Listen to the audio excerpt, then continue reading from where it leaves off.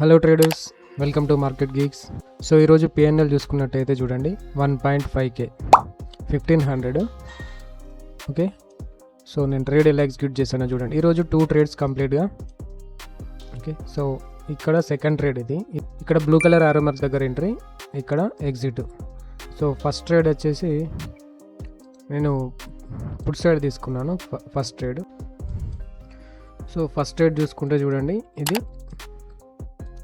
First క్యాండిల్లోనే అంటే market open అయిన first 5 minute candle ఇక్కడ చూడండి, ఇది 1 minute chart put option. So second ఇక్కడ చూడండి, ఇది ఇక్కడ సెకండ్ క్యాండిల్లో ఎంటర్ అయ్యాను, మళ్ళీ ప్రీవియస్ హై టచ్ అవ్వగానే ఎగ్జిట్ అయ్యాను.